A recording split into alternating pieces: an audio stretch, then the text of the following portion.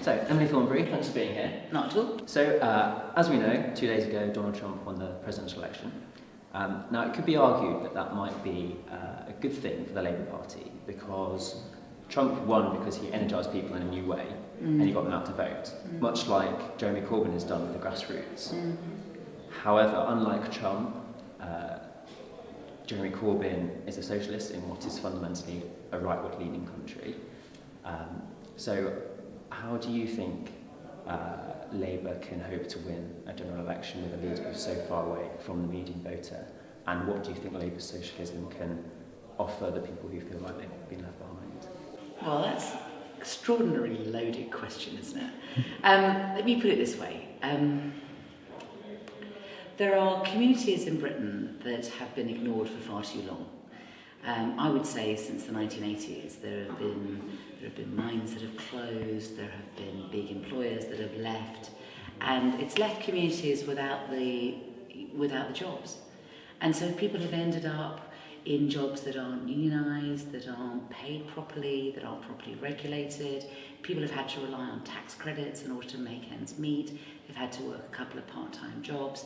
They don't have the security that they used to have. They don't have the same feeling of pride in their work, and it's also meant that there isn't the revenue coming into the local authorities. There hasn't been the investment in public institutions, and they just don't feel as though anybody listens to them. They feel as though their voices are not heard, and they feel as though nobody speaks for them. And I think that that happens in the UK, and it happens in Germany, and it happens in America. It happens across the place. And I think that one of the things that Jeremy stands for is to stand up for those communities and to talk about the importance of putting some investment into those areas, of changing the way in which we do our economics, of changing the way we do our society, making sure that we have a society where everybody has a stake and nobody's more important than anybody else. And that, I think, is a really important message, and one that can energise people. This is not about a rightward-leaning country with a left-leaning leader. This is about what's right for the country and what's right for people, and making sure that people are treated with dignity, and people will have a stake in the future of our country. There's nothing wrong with that. And if people hear that message, and we're able to put forward policies that show that we mean it, that I think is very popular. Now, you can tap into that type of that worry, and some of the things that Trump has been saying has been about that. And interestingly, when he does his acceptance speech, he talks about the importance of investing in infrastructure and investing in those communities. Now let's see how that goes. I wish him well. If he's able to do that, that will be good. But he will come up across the Republicans in Congress now and the Republicans in the Senate, who are pretty fiscally conservative and are not going to want to be investing in communities. So this will be his challenge, right? But in Britain, we have our own way of doing things. Listen, there's not a lot else in common between Donald Trump and Jeremy Corbyn, for heaven's sake. Not just in terms of personalities, attitude to life, politics. There is a world of difference, but there is a need for these communities to be listened to. And the question is, who is listening to them, and who will speak up for them, and who will do something, for them. This is the issue. And staying with Donald Trump, he's caused some concern over his commitment to NATO. Do you think those concerns are justified? I think the concerns are completely justified. I think that if he follows through with his rhetoric, then we ought to be rightly worried. Our whole system of defence is based on the idea of being in the partnership that is NATO. So we will invest in frigates, other countries will invest in aircraft. We do it collectively, and we do it with the United States, which is very much the senior partner.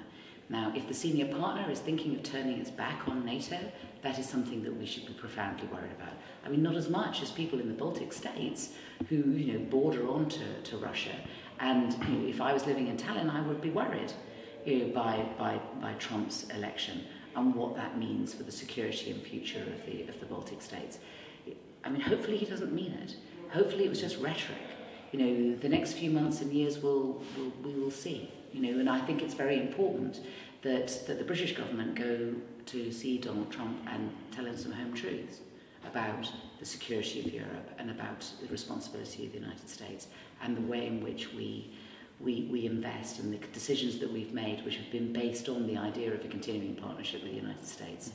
You know, because for the future of Europe, we need to be clear about what America's continuing, you know, commitment to Europe is going to be. Okay, I'm now turning to Brexit. Okay. Because I don't want it to all be about Donald Trump. You've made it very clear that you want much more consultation of Parliament in the government's negotiation position. Meanwhile, the government have their refrain of not wanting to weaken their negotiation position. So, do you accept that there is this trade-off, this dichotomy between representative democracy on the one hand, by having a public debate about it, versus negotiation leverage on the other? Okay. All we have at the moment is we have a clear decision from the British public that they want to leave the European Union. Now, what is our continuing relationship with Europe going to be? How is that going to work? You know, there are many different ways in which you can leave the European Union. There are many different ways in which you can continue to have a relationship with Europe. With Europe. That was not on the ballot paper. That is not clear. It also wasn't helped, frankly, by a referendum that was based on so many contradictory offers made by the Brexiteers that it's very, you know, uncertain as to what it is that the British public want from that. So it is very important that the government come clean about what their negotiating position is, so that we can have a proper debate, because, you know, they may get it right, or do you know what, they might get it wrong. And also, they might, on behalf of the 52%, there might actually just be, you know, an extreme 10% of the 52% who are saying, we have a democratic mandate to leave the European Union in the way that we want to. You know, isn't the best statesperson thing to do to act on behalf of the 100%? To be sufficiently confident in the way in which you want to leave the European Union and how you want to have a continuing relationship with Europe, to be one whereby actually people will be, yeah, I understand that makes sense. You know, I understand this trade-off, this is important, this is less important, let's do this, but let's do it together. You know, when David Cameron went off to Europe before the general election, he was trying to reform Europe, he was trying to change our relationship with the European Union in advance of the referendum. But he did it just on behalf of the Tory party. He did not do it on behalf of Britain. He did not have a mandate from us. He had not discussed it with the Labour Party. You know, he did not go saying, I represent Britain and this is what Britain wants. And, you know, the Europeans saw him coming. And first of all, they thought he's just being sectarian. He's just representing the Tory party in advance of a general election. And they didn't think that the Tories were going to win the general election. And neither did the Tories. How wrong we were. But, you know, but that was a golden opportunity that was squandered. So now we have another opportunity.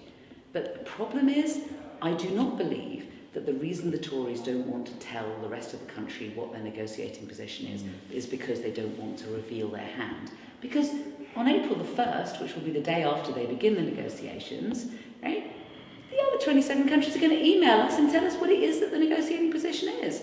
So it's actually, what it's really about is they are playing for time. They do not know what their negotiating position ought to be because they can't agree on it. Because, you know, the Labour Party, you know, we have our fights. We have our fights in the media. Everybody knows what our fights are.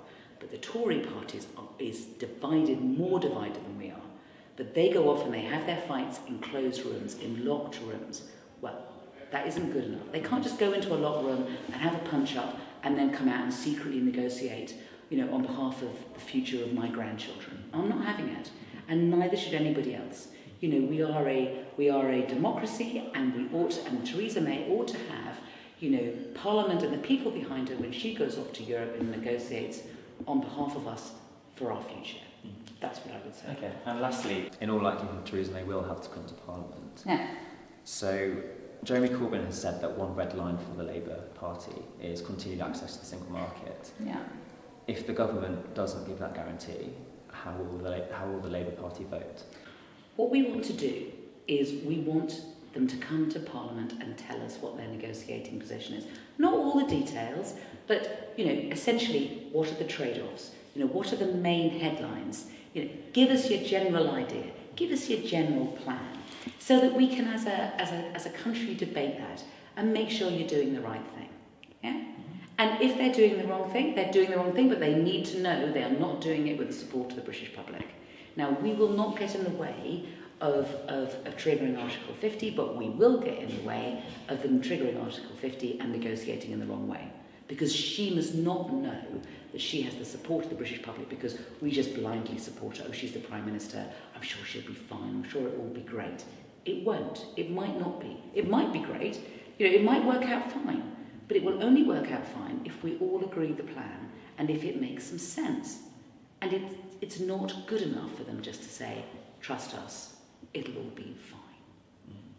I don't trust Boris Johnson when he says it'll all be fine. I do not trust him. And why should we? Why should we trust him? We're a democracy. We can demand this. It's okay. It's like in a general election, when they have a manifesto and they make these promises within a manifesto, they still have to come to Parliament and flesh it out in a bill, which can then be debated and improved, within the debate within Parliament. It's the same sort of thing. This is nothing alien. What are they afraid of? What are they afraid of? If they really do know what it is that they want to do, why can't they come and tell us? Why can't they tell the British people? What's the problem? Okay. Well, thank you very much for being here. That's all right.